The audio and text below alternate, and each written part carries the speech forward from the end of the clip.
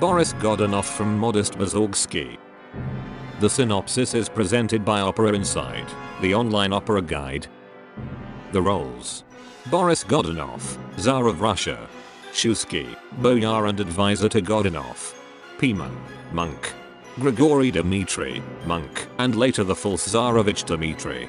Marina, daughter of a Polish prince. Varlaam and Missail, mendicant monks. In a monastery near Moscow. The Tsar has died. The presumed successor Boris Godunov has retired to the monastery. A police officer forces the crowd in front of the monastery with a whip to beg Boris Godunov to take over the orphaned office of the Tsar. A group of blind pilgrims appears and goes to the monastery.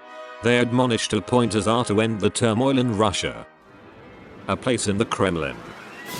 The people await the coronation in front of the church, and a procession goes to the cathedral for the coronation of the new Tsar Boris Godunow. Boris appears on the steps of the cathedral. He humbly declares that he wants to exercise the difficult office justly. The people celebrate the new ruler as he accepts the Tsar's title. In the Chudov monastery in Moscow. In a cell, the monk Piman is working on his chronicle of Russia. His cellmate, the monk Grigory, awakes. He tells of a nightmare where he climbed a tower. While the people gathered before him, he fell from the tower. Piman urges Grigory to be modest. He tells him the story of the murder of Czarevich Dmitri.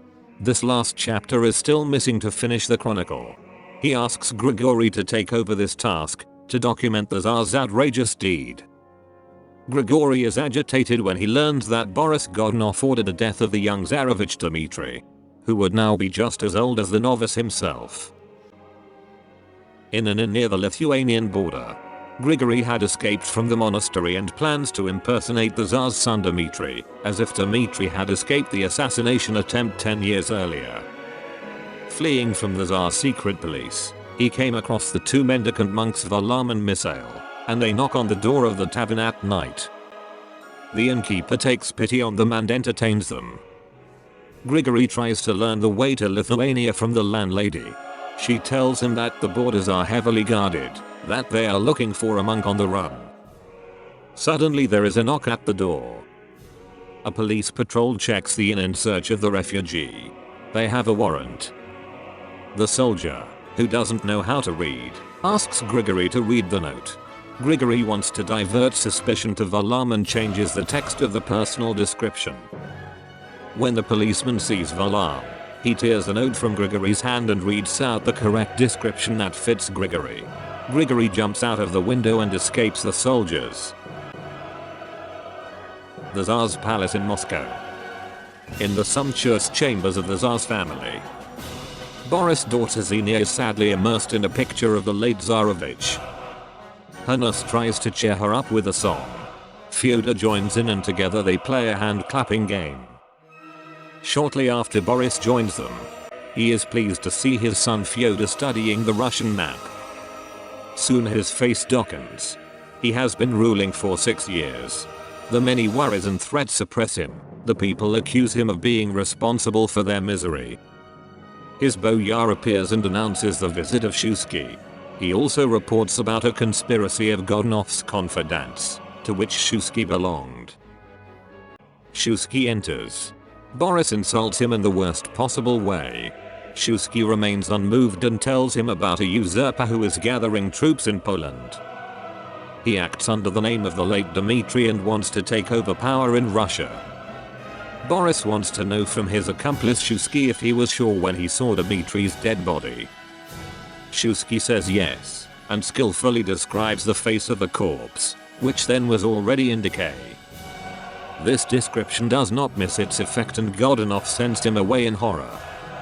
When the bell of the chime clock rings for the hour, Boris believes he sees a dead Czarevich in the figure on the clock. He loses his temper and collapses. In the Polish Sandomir castle near the Russian border, Grigory lives as a false Dmitri in the castle of a Polish noble family. He wants to convince the Polish nobility to help him winning the Tsar's crown. The ambitious daughter Marina is bored with the dull life in the province. She dreams of sitting on Moscow's throne at Dmitri's side as a Tsarina. The Jesuit Rangoni wants to gain influence on Dmitri through Marina. During a ball, the pretender Dmitri hopefully awaits Marina. Rangoni appears and assures him that Marina loves him. She is ready to go to Russia and share the Tsar's crown with him. He asks Dmitri to be his counselor to convert the people in Russia from the Orthodox Church to Catholicism. Marina appears, accompanied by men who swarm around her. This provokes Dmitri's jealousy. When the two find together, Dmitri explains his ardent love to her. But Marina is not interested in his love vows. If he is looking just for a woman, he will certainly find one in Moscow. Dmitri contradicts that he wants only her. The crown does not count for him. Marina laughs at the eager lover and declares that she will marry him only as the Tsar's wife. In response, Dmitri agrees to lead the army in the war against Godunov. Marina now takes his hand and the two swear their unholy union. In a clearing in a forest near Moscow, a boyar was captured by the farmers and is to be lynched together with his wife.